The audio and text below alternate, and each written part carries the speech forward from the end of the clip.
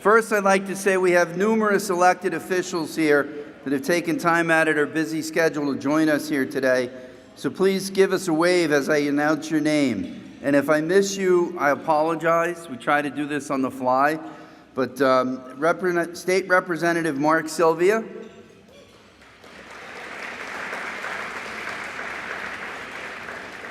Bristol County District Attorney Tom Quinn.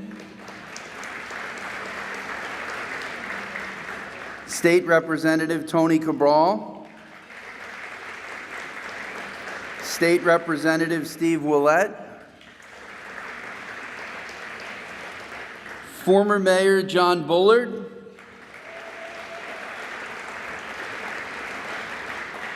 And representing the New Bedford City Council, Linda Morad, Ian Abreu, Ryan Pereira, Council President Shane Burgo, Maria Giesta, Sean Oliver, Leo Chaquette, and Naomi Carney. From the New Bedford School Committee, we have Jack Livramento, Ross Grace, and Colleen DeWicki. Again, I apologize if I've missed anyone. And now we're going to have a short video from Mayor John Mitchell.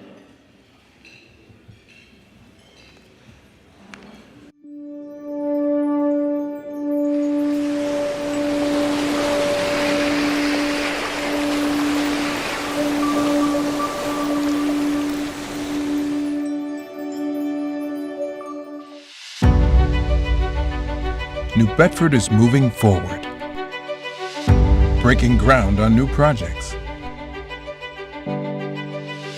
and improving on what we already have.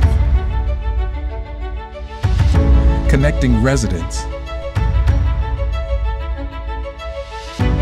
valuing the people and traditions that drive our economy.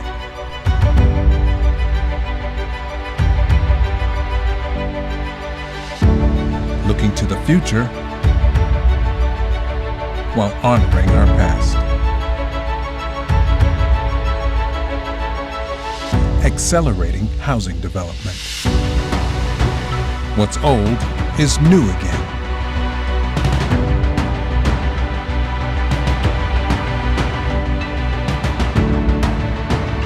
A generational transformation of our port, where commercial fishing, maritime businesses, and offshore wind thrive. Pride and progress lead to limitless possibilities and new opportunities.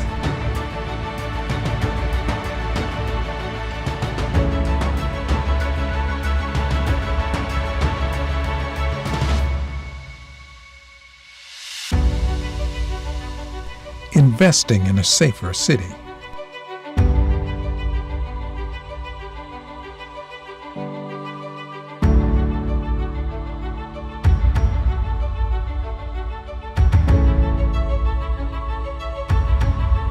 Providing a strong foundation for higher education. And modernizing our educational facilities for future generations.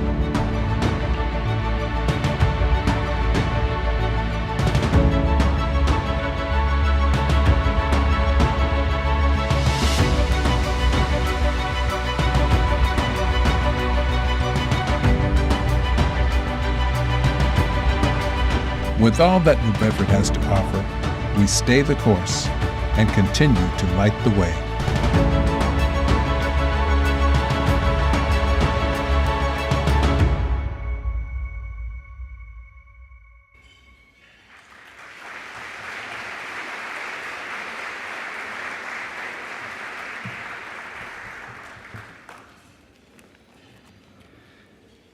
At this time, I would like to invite Don Tropoli, Senior Managing Director, Regional Banking for Massachusetts and Rhode Island, to the podium to introduce Mayor Mitchell on behalf of Webster Bank.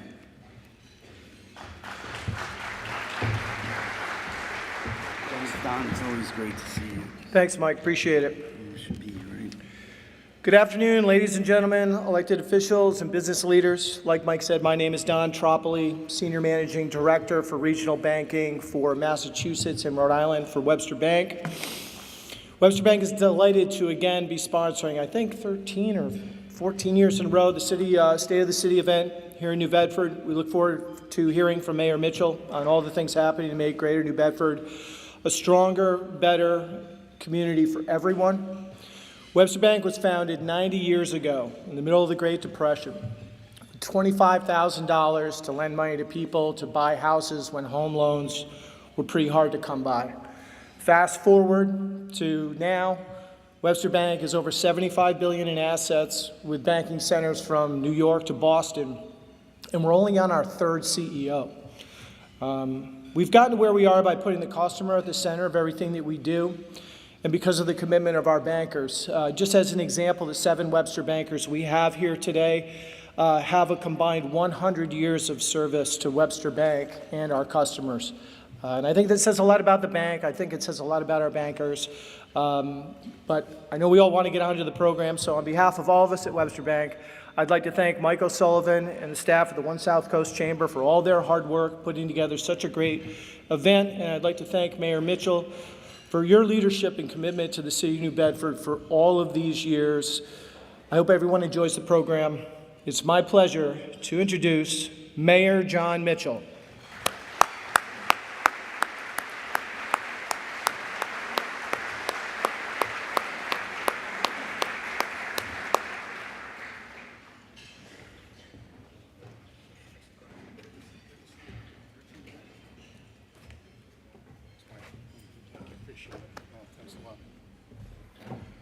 Good afternoon, everybody. Well, so thank you for that introduction, Don, and thank you to Webster Bank for, 13 years of sponsoring this great event, as well as to all the other sponsors, Vineyard Offshore and everybody else who've made it possible today for us to go forward.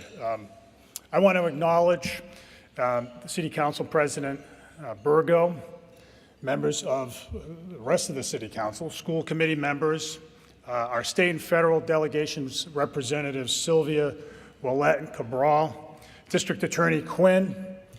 I want to thank them for their partnership with my administration and the work they do for New Bedford every day. And thank you to the Chamber, of course, Mike O'Sullivan, you do such a great job. Many thanks also to our host today, Principal Joyce Cardoza, for hosting us. I am so pleased that, I just want to begin with this, I'm so pleased that my wife Ann could be with me on this occasion, especially at that's an applause from everybody who knows that I married up. I'm especially pleased that we're here at the high school today. So for the first time in 10 years, none of our kids are in school here. And as many of you can appreciate, an empty nest feels a little different. And we miss the busyness in the house and all the school activities. And because our work tends to fill the void our kids left behind, the two of us make sure we carve out time for one another. And today's one of those occasions. So we're so pleased that everyone here could join us on our lunch date today. Thank you. Last January, across the street at Keith Middle School, I presented my inaugural address for the current term, and I predicted it would be an eventful year on the national scene. I guess I really went out on a limb. And it certainly was. But through it all, we kept our focus on the tasks before us here in New Bedford. Despite all the sound and fury at the national level, we just forged ahead. I'm proud to report to you that New Bedford today is stronger than it was a year ago. As you just saw in the video and as you've seen with your own two eyes, there's a whole lot going on in the city right now. For starters, we are rebuilding the Port of New Bedford at a blistering pace. North Terminal was completed this past year. North Terminal 2 started construction. Dozens of berths were dredged. Municipal fishing piers underwent multi-million-dollar renovations, and the New Bedford Marine Commerce Terminal was expanded. Now, ordinarily, the city would go years, sometimes decades, between major port projects like these. This was just last year. 2 economic anchors, the New Bedford Research and Robotics and the National Offshore Wind Institute, opened their doors. Again, both just last year. Meanwhile, not since the 1960s has there been as many transportation projects moving forward, big ones, all at once. The New Bedford Fairhaven Bridge, something that I wrote my college term paper on years ago. The pedestrian bridge over JFK Boulevard, the new airport tower and terminal, the I-95 viaduct, intercity rail service between New Bedford and Boston. All these things are moving ahead. More housing units were completed this year than any year in recent memory. Parks, beaches, and other outdoor spaces across the city were renovated as millions were invested to resurface streets. Crime continued to fall, schools are getting renovated, and the feast was bigger than ever. Let's hear it for the feast. Because I know each one of you has been there late at night drinking Madeira wine. Don't fool me. In the tumultuous year that just passed, we demonstrated again to ourselves and to others that we can succeed when we keep our eye on the ball. And we need to keep doing that. The advantage that we have at the local level is that we can operate atop a foundation of trust that has proven illusory at the national level in recent years. At the local level, government officials, members of the press, and anyone with official or private authority must interact with one another. You can be more confident about whom you can trust when you can look them in the eye, or if you know their backstory or their friends or family or where they live. The intimacy of interaction ensures greater accountability, for sure, but it also affords us the space to give the other guy the benefit of the doubt, rather than assuming the worst and reflexively criticizing. My job is to get things done for you. That is my mission. That is my pledge to you, and that is what you deserve. Our job together as fellow citizens is to continue the work of building the city we've always envisioned, a city that is the economic and cultural center of a distinct region, a city with a competitive economy that offers opportunity for everyone who seeks it, a city with a highly professional, caring, and efficient municipal government that commands the confidence of taxpayers, and a city recognized for its physical beauty, cultural richness, and the compassion of its residents, and where everyone feels like they belong. Our first line of effort is to nurture a high quality of life for our residents, both as an end in itself and also as a means of attracting investment. More often than not, a city's quality of life depends on how well city government does the job residents reasonably expect it to do. A high quality of life starts with public safety. Like its counterparts in other cities, the primary challenge in our police department in recent years has been staffing shortages. We responded to this problem by offering a signing bonus for new officers, eliminating the employee residency requirement, raising compensation across the department to a more competitive level, and launching a recruiting campaign. I am pleased to report that the number of police officers on the force is rebounding from a low of 199 officers last year to a projected 230 officers this spring.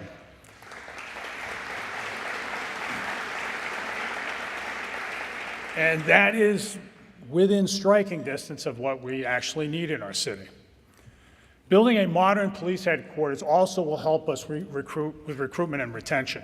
And we are about to hire a construction manager to move that big generational project forward.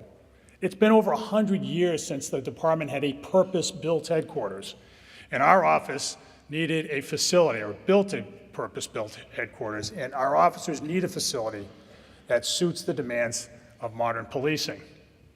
Despite the department's recent staffing challenges, there have been two improbable developments. The first is that crime in New Bedford continues to fall, despite the staffing challenges. In the last decade, violent crime is down 58%. 58%. Property crime.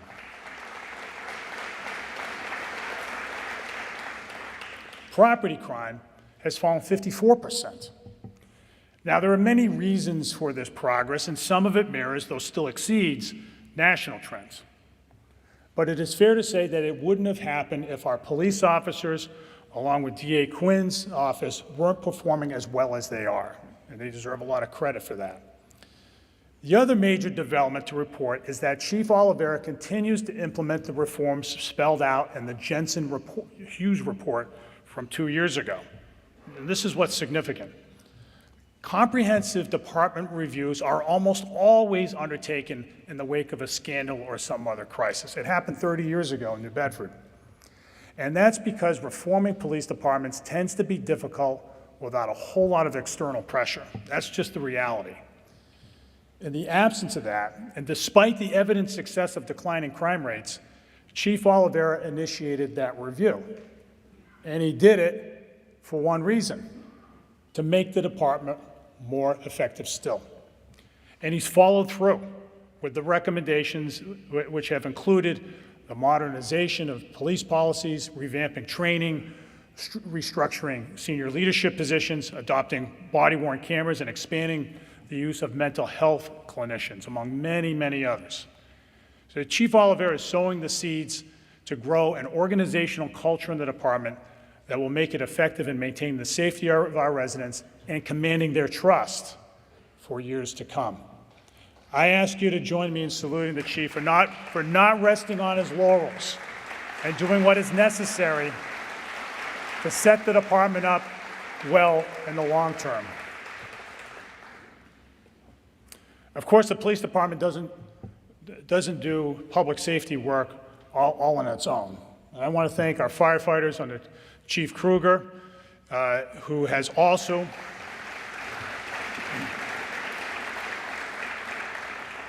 also has implemented a series of reforms based on an outside expert review.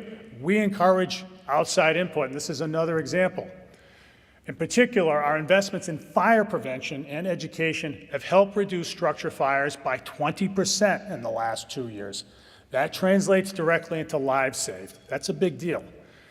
Meanwhile, emergency medical services under Mike Thomas, they're both seated together in uniform over there, so it's no coincidence they work together, has reduced ambulance response times. That makes it more likely that somebody's going to live. While emergency management under Brian Nobrega has modernized the city's hurricane response plans. Newsflash, New Bedford isn't done with hurricanes. We need to be ready. So thank you, Brian, for that work.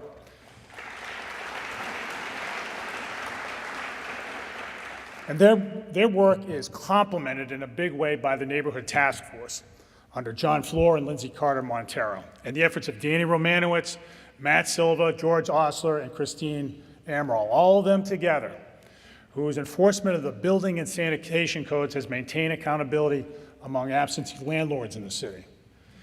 The investments we've made in public safety are producing real results. This is a safer city now. And this includes investments in traditional equipment, of course, and you saw some of them on the video, but it also includes upgrades in the way we manage data. Department heads have become far more sophisticated in using data to understand how to achieve their annual goals and to improve performance, and the improved performance is starting to become more evident to the public. How we manage data is now at the center of how we manage city government. With the help of Bloomberg Cities, we're in the midst of a multi-year effort to install new software all across city government so that data would become much more accessible and easier to manage. We just hired the city's first Director of Data Management, Christina Katsarides, who helped. I never thought I'd get an applause for data management, but this is good. I'm glad you guys are excited about data, because it's as much as I am. But Christina helped launch the city's original performance management system years ago, and she's back from a town not to be named. She's come back to New Bedford, and she's blasting ahead. Her job will be to help bring all these systems online, enable department heads to make sound decisions based on data, and ensure that the city is using artificial intelligence effectively and appropriately. And thanks to our work with Bloomberg and Johns Hopkins University, in the coming months, we will release the city's first data strategy, which will guide our work in this area for the next several years. So one might ask, why does this effort around data matter? And it's not some kind of fad, it's important.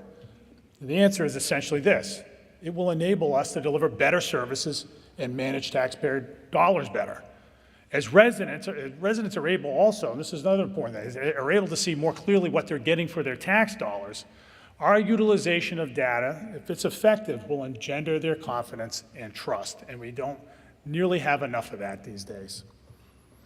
Now, quality of life topic on everyone's minds, of course, is the rising cost of housing. And it used to be only a big city issue just a few years ago, but since the pandemic, it has become an everywhere issue, including here in Greater New Bedford. Tenants are forking over a much, much larger share of their income to pay rent than they were just a few years ago. Those looking to buy a home are finding fewer options at reasonable prices. People are frustrated, and they look to government at all levels for answers. I'm here to tell you that the City of New Bedford is doing its part. Consistent with the housing plan we released in 2023, we are removing the barriers to housing construction in the city. Permitting processes have been streamlined, and most of it's done online now. We've lifted the requirement that certain common types of housing construction be vetted by the planning board, which removes a very time-consuming and sometimes uncertain step in the process. For the first time in a decade, we have overhauled the zoning use table, and you developers out here know exactly what that is. It's going to make things much clearer which types of construction can go where. This spring, we will propose ordinances that will lower the minimum lot size and the number of parking spaces required in multifamily neighborhoods, making it easier still for developers to build apartments. I'm grateful for the City Council's support for these initiatives. They hear about housing as much as I do. And for the painstaking efforts of Jen Carloni and her team in the Planning Department for putting these initiatives together.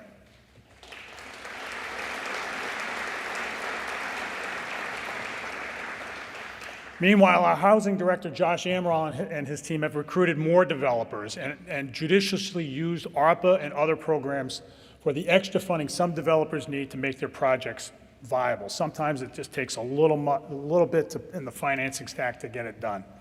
Now, they've pushed a whole lot of vacant properties back onto the market, too. So in those cases, you don't even have to build anything. You just have to get it out of court. These efforts are working. And you've seen the construction out there. And still more apartments are in the pipeline. In the long run, the increase in supply will help put downward pressure on rents, I am confident. But it may not be enough. And that is because the rising cost of housing is not a problem New Bedford can solve on its own. There is a settled consensus now among economists that what's driving housing costs across America more than anything else is the inefficient use of land in suburban communities, whose zoning rules effectively allow only for single-family houses on relatively large tracts of land. This reduces the supply of places where people can live, and thereby raises the prevailing cost of housing all across regions. As a recent study by Mass Inc. confirmed, housing trends in Greater New Bedford reflect the same fundamental problem. Demand for housing in New Bedford is being driven by people moving here to find less expensive options. Most are from New Bedford suburbs, Cape Cod, northern Bristol County, where single-family homes predominate. They're moving away from these places because they simply can't afford to buy a single-family home there. And they're crowding out people here who have even less means.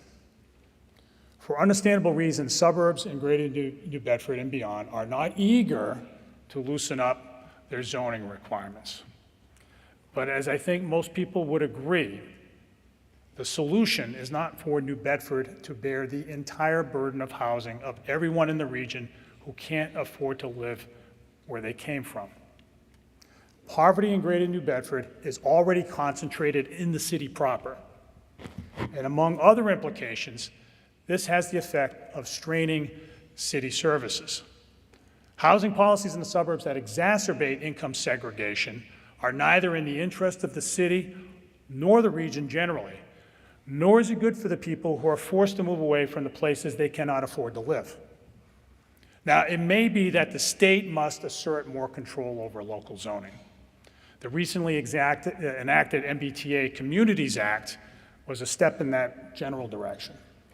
I've personally never been a big fan of state measures that preempt local decision-making. Call me crazy, but I've never been wild about state preemption. But there have been few signals from the towns that they intend to do their part. Housing's a hot topic, and too often the discussion glazes over the underlying problem. My main purpose today is to reaffirm and make clear our approach, the New Bedford's approach. We will continue to maintain a leadership role in the region when it comes to removing impediments to new housing. And we are willing to provide the towns with technical expertise and other assistance, insofar as they're willing to act on it. At the same time, it would be irresponsible for us to allow New Bedford to be the default solution to a housing problem that extends far beyond New Bedford. I believe this balanced approach is consistent with the city's long-term interests, and we are committed to it.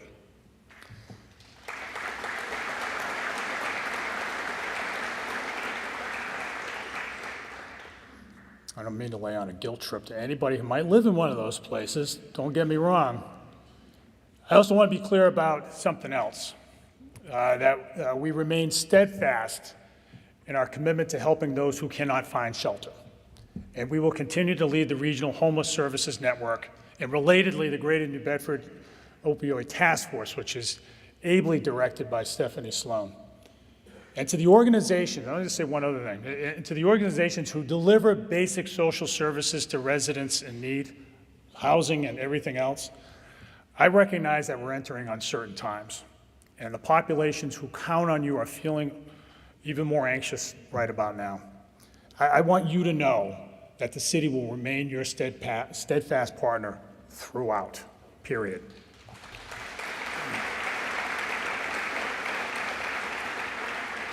Now, as our city continues to be built out, it will become even more important to remain resolute in maintaining the standard of condition and appearance of our public spaces. Our residents deserve to live in a clean city with well-designed and visually appealing public spaces and reliable infrastructure. Last year, we published a standard of appearance for the public realm, which has served as a foundation for our efforts to keep New Bedford looking great. Streets are the public spaces people experience the most. For decades, the city did not systematically invest in them. Maintenance was often deferred, and because street services can take years to deteriorate, no one noticed in the short run. But eventually, we all noticed that many streets had fallen into bad shape. The renewed efforts by private utilities to replace their pipelines actually made things more difficult. Every time they dug up the road and patched it over, the city inevitably would be saddled with the additional cost of repaving it the right way. This happened after mile of roadway. So we've been doing something about it. We've increased the city's annual commitment to road maintenance from $0 to $3 million annually. And we require private utilities to cover up their work the right way. We're still playing catch up, but steadily these measures are making a difference, and we're going to stick with them, and you're noticing the difference out there now. We've also invested tens of millions of dollars to make sure the city's drinking water is safe and affordable. We're on track to replace the city's remaining lead service lines in the next 4 years, well ahead of the schedule established under EPA regulations.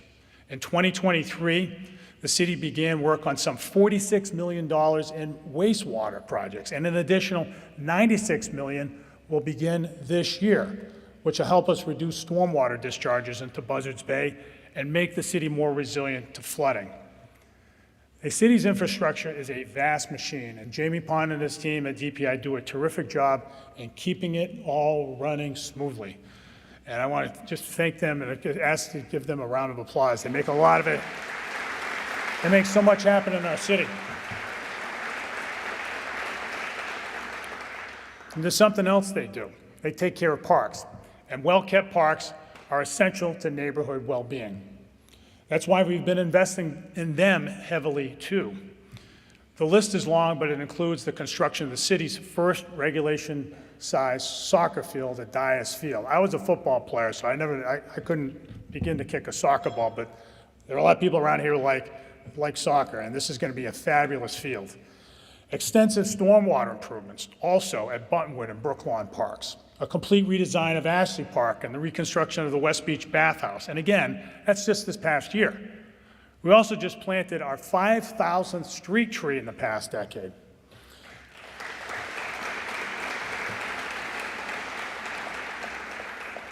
We've embraced the idea that planting trees is one of the most cost-effective ways to elevate neighborhood quality of life. As trees, when they're all grown up, cool houses, they slow the cars down, they clean the air, they beautify neighborhoods, and they raise property values. Pretty good. We hired experts to catalog our trees this past year and draft a comprehensive maintenance plan, which we will soon publish. It will include an interactive map available on the city's website that will allow you to look at information about each of the 12,000 street trees in the city, which is pretty cool, I think you will find. A city that looks great is one that proclaims for everyone that it cares about itself. City government has a foundational role to play in maintaining the spaces that we all share, but each of us can help. To make it easier for residents to contribute to the cause, we will be rolling out a new mobile app called MB Connected, which will expand services available right at residents' fingertips. It'll also help you allow you to pay certain bills online, apply for permits, and pay for parking, all kinds of stuff.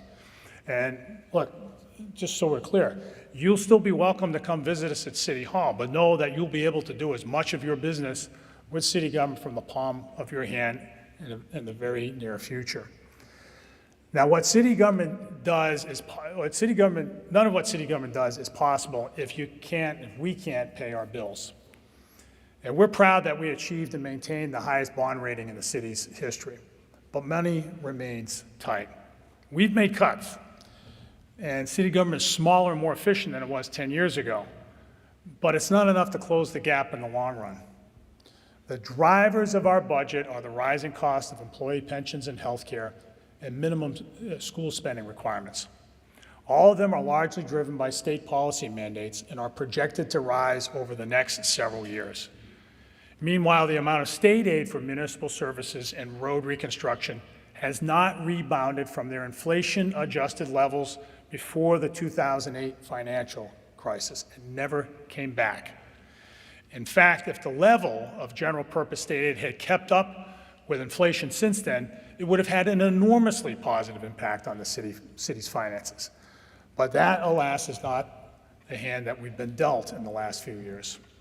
Until the state changes these policies, our finances remain in an ever-tightening vice. The cuts made during the last two budget sessions leave little wiggle room in the budget. I have asked Bob Ekstrom, our highly experienced CFO, to come up with ideas to reduce spending. He's been able to manage our way to a balanced budget, but it has not been easy. There are some more steps that I think we can take. First, as I noted, our city government is becoming even more efficient because we are more sophisticated in using data. The recent investments in new software and rearrangements to staffing will make city government far more cost-effective in the long run. Second, Opportunities to grow the city's tax base are materializing. This includes the zoning changes I mentioned, which will allow for more housing construction. We'll get those on the payroll, on the tax rolls. The development of the advanced manufacturing campus on Hathaway Road likewise will open up significant opportunities for commercial development in the long run. We also spend millions of ARPA dollars to rehabilitate vacant properties so we can get those back on the tax rolls.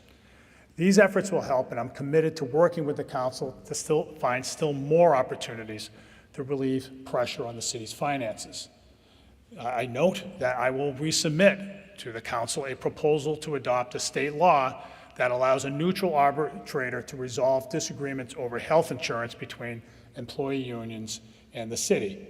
It is a fair measure to promote accountability, and it has been adopted by nearly every city and town in southeastern Massachusetts. The council has rejected the measure before, but the reality is that healthcare is a $50 million item in our budget and getting bigger.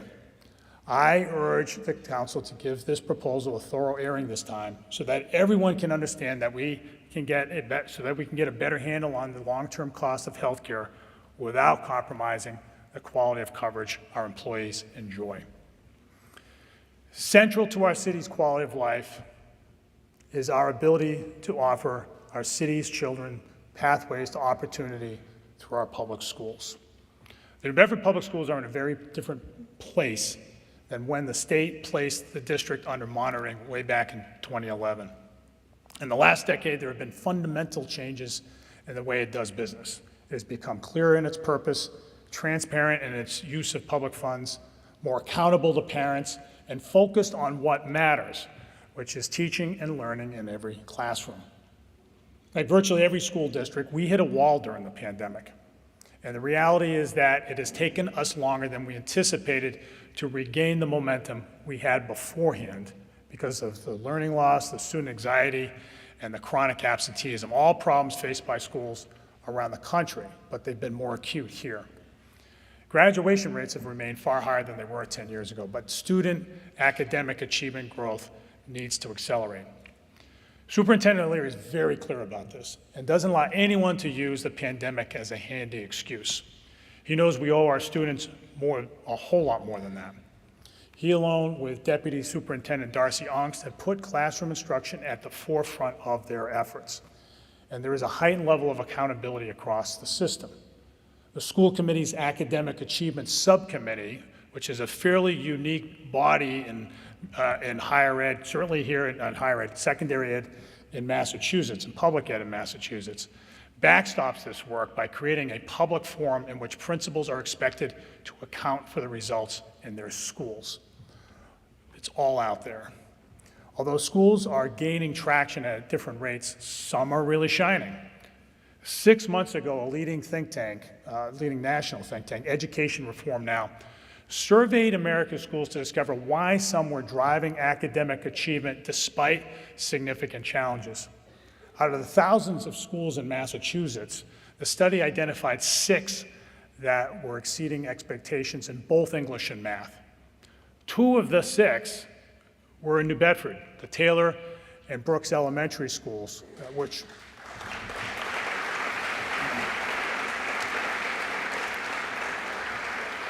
are led by 2 exceptional principals, Dr. Rafaela DiFigueiredo Spence and Jen Medeiros.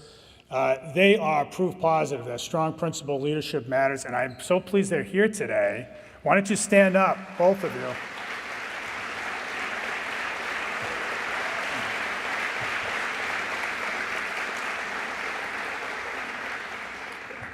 They are good at what they do.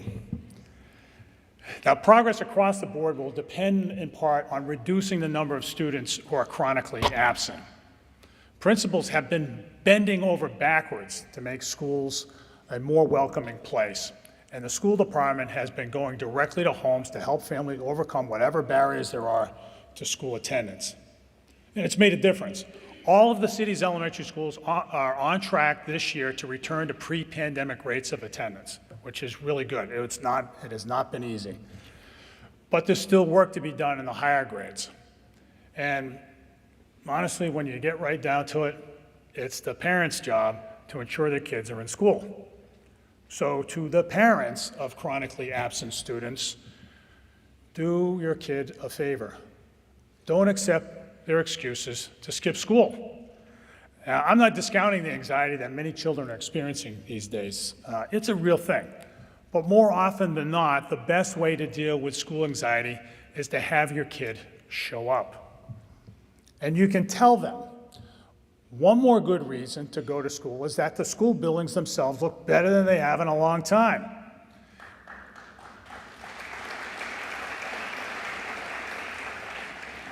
Because we made a very conscious decision to use federal relief funds primarily to fix up school facilities, one-time funding, and because the school district has vastly improved its capacity to manage capital projects under Barry Rabinowitz, there is more school construction in the district now than there has been in 50 years. Nearly every school in the district older than 20 years has undergone or will undergo a major facility renovation. Now, most of them are internal. You can't see them if you're driving by, such as heating systems and roofs and a whole lot of other stuff. Some are more conspicuous. For instance, last spring we opened the new state-of-the-art field hockey and lacrosse field, just outside that door right there. And we built handicap accessible playgrounds at 3 elementary schools. All good stuff. The kids love it. Now this year we will break ground on some pretty significant projects. This year we will break ground on the Congdon DeValles Elementary School, but we'll also open the new central kitchen and the school-based health center, again, right outside this door, and begin the feasibility work for a new elementary school in the north end to replace the Ashley and Swift schools. This is a lot of work going on. Now, I wish to note one thing, that we are proud of the work done at the city's 2 major high schools. New Bedford High and Voc are 2 of the biggest high schools in Massachusetts. Now, over at Voc Tech, under Mike Watson's steady hand, we've seen continued growth in test scores and key investments in the school's physical plant. The place looks great, and I know many of you have been there. Now, it is well suited for the important work of preparing students for the evolving needs of the region's employers, and many of you are in this room. Now, this includes cutting-edge disciplines such as robotics, where Voc Tech really excels. It's not just in the traditional trades, it's a whole lot more than that. Now, you've no doubt heard about the success Voc Tech has had in sports in recent years, but you also need to know that its students have been placing at the top of national robotics competitions as well, which is no mean feat. Now, here at New Bedford High School, we've seen tremendous success recently in the admission of students to America's most competitive colleges. The passing rate on advanced placement tests remains strong, and the participation rate in advanced courses is the highest it has ever been. There is a commitment to academic rigor here that is unmistakable. As parents of 3 recent New Bedford High School graduates, Ann and I are pleased to share with you our observation that New Bedford High School prepared our daughters very well for the demands of college coursework. People here need to know that.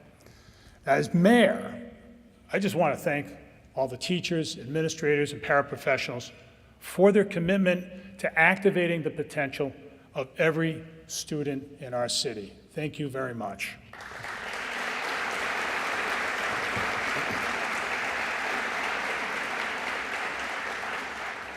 Now, no city can sustain itself in the long run if it isn't economically competitive.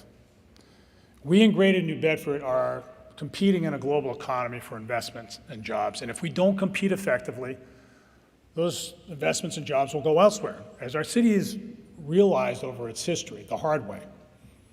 The work of economic development tends to be more challenging for cities like ours that are not part of a major metropolitan area, where the lion's share of capital in America has gravitated in the last few decades. We don't have the luxury of simply plodding along and reacting to development proposals as they come in the door like manna from heaven. And sometimes I look at mayors out there in some of those cities that I won't name and say, geez, that must be nice. In contrast, we've had the hustle, which is actually better because it's more gratifying when you succeed. But determination alone isn't enough. You need a clear and sound strategy. Ours has been grounded in a well-established economic development theory, pioneered most notably by Professor Michael Porter at the Harvard Business School, who emphasized that regional economic developments, quote, must embrace the pursuit of competitive advantage and specialization, rather than attempt to imitate exactly what is present in other locations. This requires building on local differences and sources of uniqueness where possible and turning them into strengths. When it comes to strengthening our economy, we don't chase fads or gimmicks. We build on what we already do well. While we'll gladly respond and have to the needs of any business that seeks our help, our emphasis has been on those sectors that have developed around locational advantages. As the song goes, we accentuate the positive. In New Bedford, more than anything else, that means the maritime economy. The Port of New Bedford generates over $11 billion in annual economic output and supports over 6,700 jobs. Its success is predicated on a set of geographic, workforce, and infrastructure advantages. Our work has been to build on this foundation by enhancing these advantages so businesses continue to innovate, invest, and grow. And the results have been considerable. In the last decade, as you saw in the video, over $1.2 billion of new port infrastructure construction and dredging has been completed or is about to be underway. That's a lot. Think the whaling days of New Bedford. It has not happened since that long. I want to thank our state and federal delegation for supporting the availability of these funds. A lot of state and federal funds have come in. All the reps who are here today, Rep Cabral, who's been there for a long time in particular, for their continued support of the Port of New Bedford. But this is a big, big deal. New maritime businesses have also set up shop. There are a number of you in this room who've grown and expanded. The Quinn Shipyard has done fabulous work. That's one of the biggest examples, but there's so many more up and down the waterfront. While at the same time, the port continues to be the leader, America's leader in fishing and seafood processing. We've helped establish new institutions to promote maritime competitiveness and innovation, including, get this long list, the New Bedford Ocean Cluster under the great leadership of Mayor Bullard and Jen Downing, the National Offshore Wind Institute under Bristol Community College, the National Coalition of Fishing Communities, New Bedford Research and Robotics, and the Massey-Easy's Ocean Energy Innovation Center, which is moving ahead, while the New Bedford Port Authority, under Gordon Carr's leadership, has strengthened its capacity to manage the operations and development of the port. All these things together give us a far greater ability to attract capital and grow jobs and move things ahead. And they really didn't exist, certainly not in the way they do even a decade ago, even 5 years ago. Now, looking ahead, I see a whole lot of opportunity. New Bedford is no longer a one-industry port. Although commercial fishing remains our primary industry, our work in the years ahead must be aimed at enabling every maritime industry to thrive here, including fishing, offshore wind, marine technology, construction and logistics, cruise lines, cargo, aquaculture, recreational boating, and tourism. There's probably some I'm not even aware of. I also note that the continued development of our maritime sector can be facilitated by the progress of the offshore wind industry. Despite recent federal policy changes, the industry is here to stay in the U.S. Energy demand is growing, especially in the new AI era. Our country will need to utilize every new megawatt it can generate, wherever it comes from. And wind projects must, of course, be properly sited so as to avoid sensitive fishing areas, such as those along the mid-Atlantic. And we look forward to discussions with the new administration in Washington about how the industry can continue to build out responsibly. One project that is moving forward, despite all the things you've heard out there, is Vineyard Wind, which continues to contribute to New Bedford's economy. And I want to salute the Vineyard Wind team along with Klaus Moeller for all of their work, despite all the hurdles they've had to clear along the way. They are moving forward. Now, our effort to support a vibrant, diversified, and competitive economy, of course, is hardly limited to the waterfront. As many of you here can attest, Greater New Bedford has a sizable and successful manufacturing, cultural, healthcare, and other sectors. In general, they're all on solid financial ground, benefiting in part from the overall health of the national economy. I believe there are more opportunities for New Bedford's manufacturing sector in particular. The reshoring of American factories appears to be continuing, with the prospect of an advanced manufacturing campus on Hathaway Road, and I want to thank the council for their support for that very important project. With the new training programs over at Voltech, the reinstitution of the New Bedford Redevelopment Authority, and improvements in infrastructure across the city in recent years, we're in a better position to expand manufacturing than in a long time. Now, to capture this moment, I am announcing that the New Bedford Economic Council, under the skillful leadership of Derek Santos, will develop a roadmap for manufacturing growth and success. And that will come out at some point this year. We want to make sure that we're capitalizing on this opportunity. We in New Bedford have a long, rich history of making things, and that we will continue to do. One of the main reasons why New Bedford is, let me just say this emphatically, one of the reasons that New Bedford is the coolest place in America is our arts and cultural sector.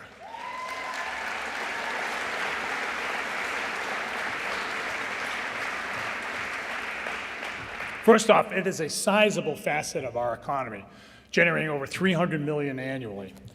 And it's an exciting time right now. The Zeiterion Performing Arts Center is undergoing a $35 million expansion and will be back open looking better than ever this time next year. The Whaling Museum likewise will be building a new $30 million facility to expand its arts exhibits, while the Art Museum will be expanding to the second floor of its building, ultimately doubling its exhibit space. Yes, here for the Art Museum.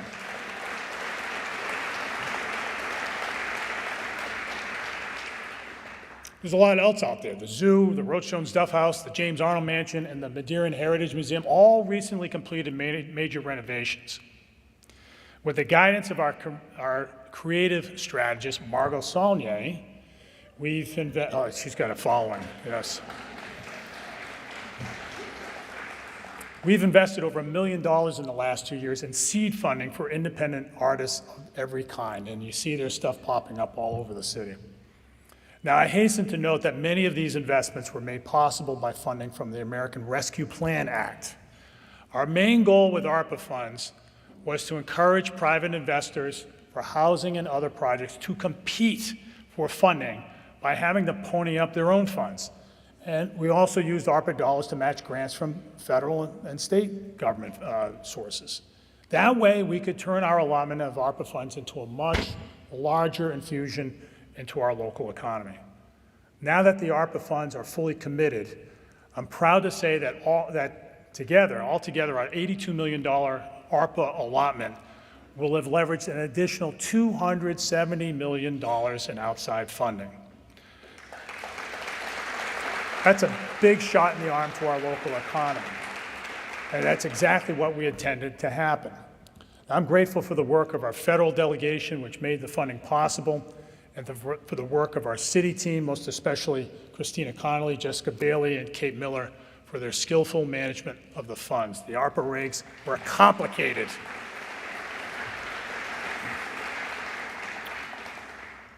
I also appreciate what's happening in our health sector, which is a major, though less heralded facet of our regional economy. And we have many important players, and much has happened just in the last year. Hawthorne Medical, under J.P. Tracy's leadership, is now on more solid ground after the breakup of Stewart Healthcare. And under Cheryl Bartlett, the Greater New Bedford Health Center is now expanding its very important role as a leading provider of primary care services. I also want to give a special shout out to Dave McCready, who as CEO of South Coast Health, has steered Greater New Bedford's leading healthcare provider and the largest employer to greater stability and a more promising future. Dave, we're glad you're at the helm.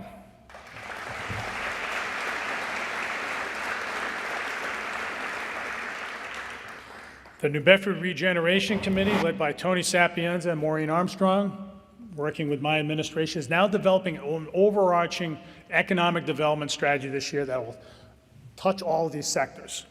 It will also address the other key elements of a thriving regional economy, namely the needs to support small business activation and growth, strengthen anchor institutions and recruit new ones, and continue to build up the downtown, the region's economic and cultural epicenter. This plan will point the way forward for our economy for the next decade, and we're looking forward to it. Now, effective government is necessary, but not nearly enough for a city to thrive.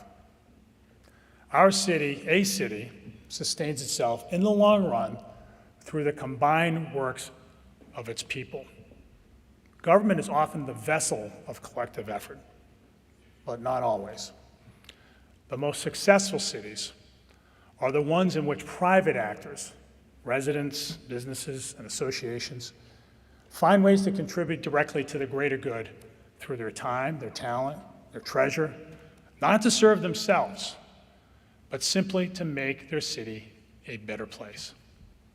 For everyone who professes a love of New Bedford, and if you are here or listening today, you are surely in the club. There are many sources of inspiration in plain sight. It's the neighborhood groups that come together to work on the most local of issues. It's the groups that organize turkey drives at Thanksgiving. It's those who are raising their hand to support the funding for the Herman Melville statue. It's all the volunteers who show up at house fires to assist displaced families at their time of greatest need.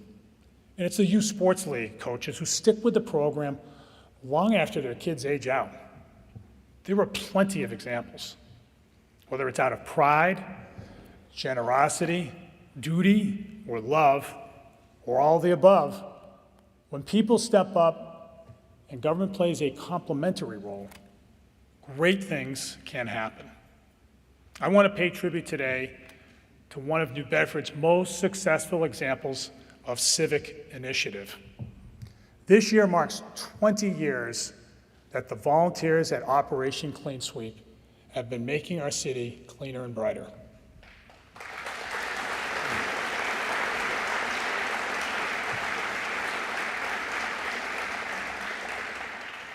One Saturday morning a month from April to September, they mobilize a team to fan out across a section of the city to pick up litter.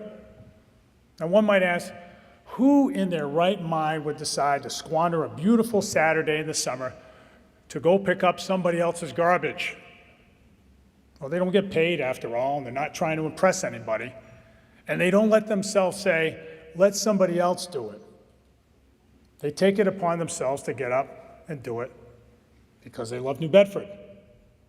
Over the last 20 years, Operation Clean Sweep has logged some 31,000 volunteer hours and removed almost 250,000, 249,000 pounds of litter from city streets and public spaces. That's trash that none of us have to look at anymore. I want to thank the founder of Operation Clean Sweep, Lynn Kosh, and the current president, Russ Wotton. I want them to stand up. You don't get to sit down for this, guys. They've put a ton of work into this. Let's hear it for them.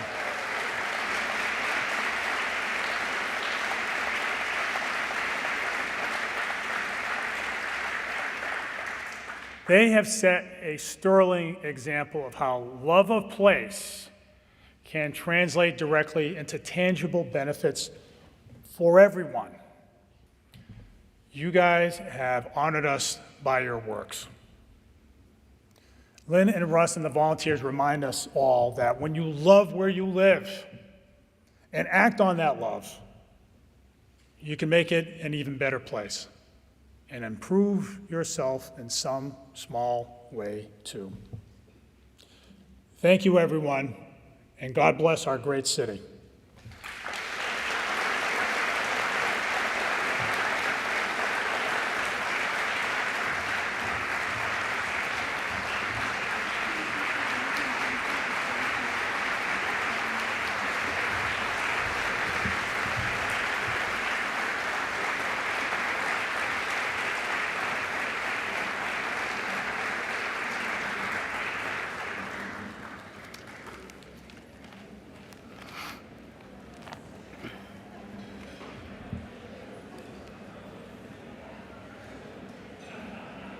Thank you, Mayor Mitchell.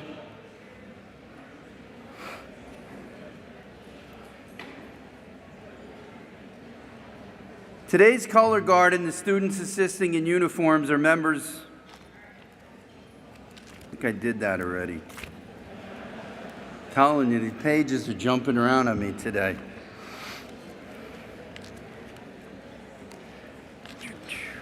Anyway, thank you, Mayor Mitchell. A major event like this also requires the support of many professionals to make it successful.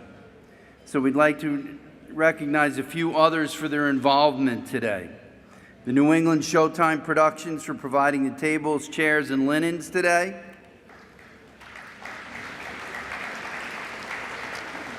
Dave LeBeau and his team at Lightworks Productions for providing the sound. New Bedford Cable Access for their New Bedford Cable Access for their work throughout today's program.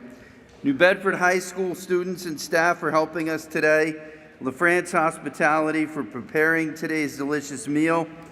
And the Mayor's Office for their assistance in organizing today's program. Juliana Rodericks from Juilliard Photography for the wonderful photography. And all of our media partners for their participation in covering this event. And now, please rise as the New Bedford High School Junior ROTC retires the colors.